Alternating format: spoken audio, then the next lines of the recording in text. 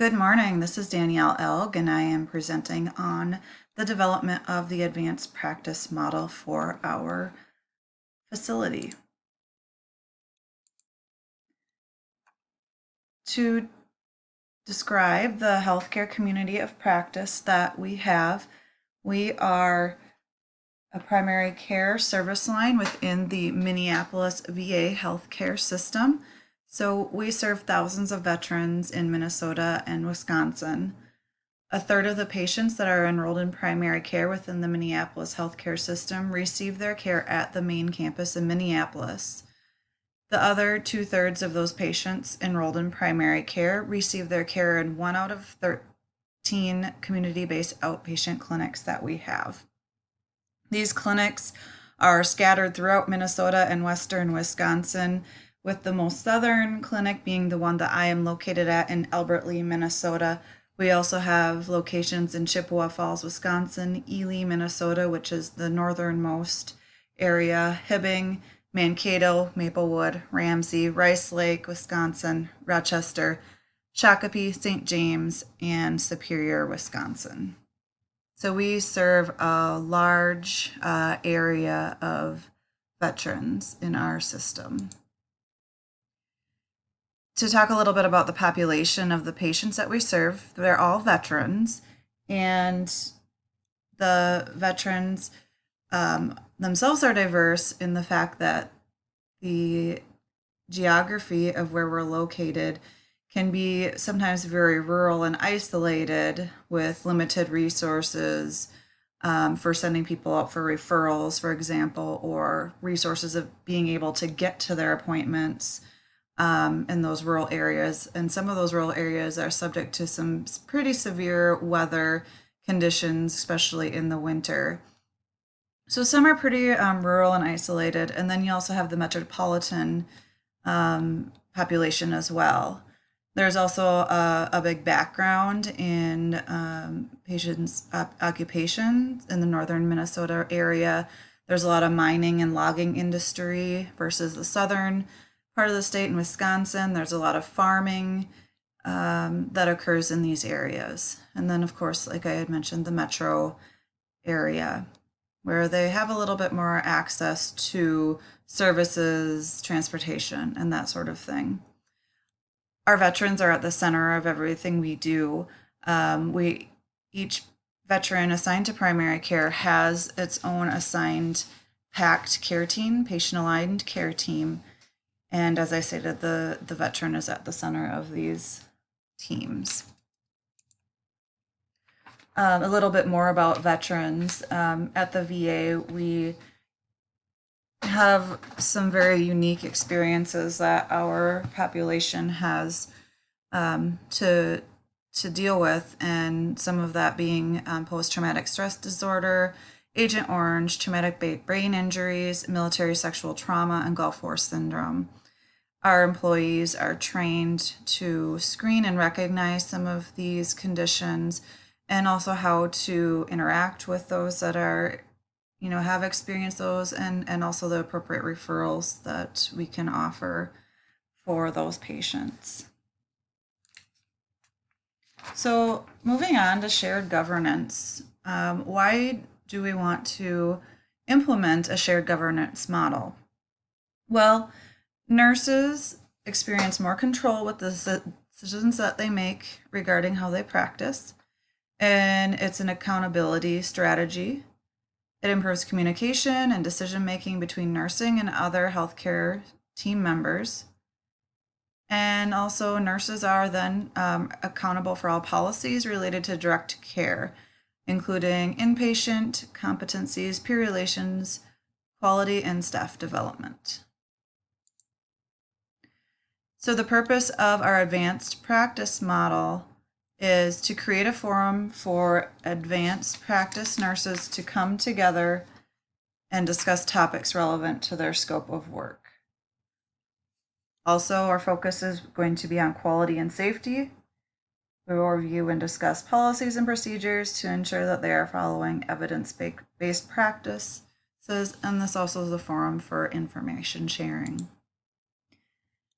Guidelines for the makeup of our council includes having the nurse executive as the facilitator. The nurse leader helps with structure, encourages communication, and equal participation.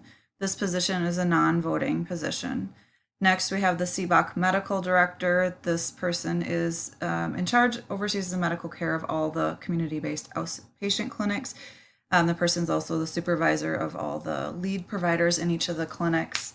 This person's a non-voting member as well. And then we would have a nurse practitioner as a chair and another nurse practitioner as co-chairs to these to this council, and these are voted in positions and they have voting authority. And then we also want to include master level nurse managers from the community-based outpatient clinics, other nurse practitioners, and the clinical pharmacist. So for recruitment and selection of council members, we plan to announce this at staff meetings, send out an email to all the community-based outpatient clinic leadership, also put it in the daily briefing that is sent out by the VA to all VA employees. Any interested staff will be able to apply. They meet the qualifications of having a master's degree in nursing or higher, and can fill out the application. And then also the pharmacist too, because we are wanting to be collaborative and interdisciplinary. The nurse executive and the CBOC medical director and the non-voting members are not voted into their positions. So the other members will apply for a position on the council and will be chosen by the nurse executive and the MD. And then the council together will collaboratively elect the chair and co-chair. The chair and co-chair position have a 2-year term to serve.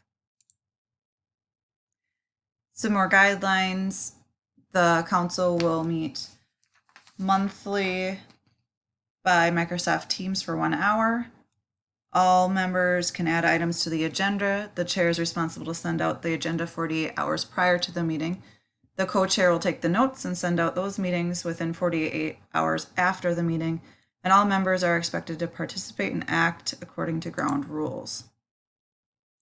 So a general outline of the decision-making process, and I have a real world example to go along with this. The first step is an issue is brought forward to the council for consideration.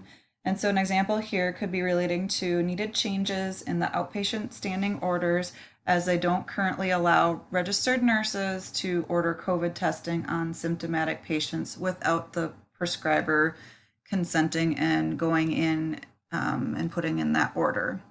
So the issue is added to the agenda for the next council meeting. So the standing order idea is added to the agenda. Then at the council meeting, the members are encouraged to provide input and they discuss this. They can make statements if they're for or against it. The council then will decide to research this issue further or leave the current practice unchanged. In my example, the council does decide to research the issue further.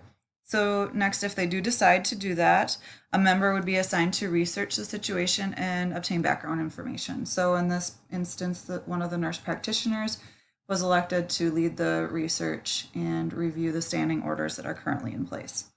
And then a decision is made about when the council wants to resolve the issue. So they decide that they are going to discuss it at the next monthly meeting.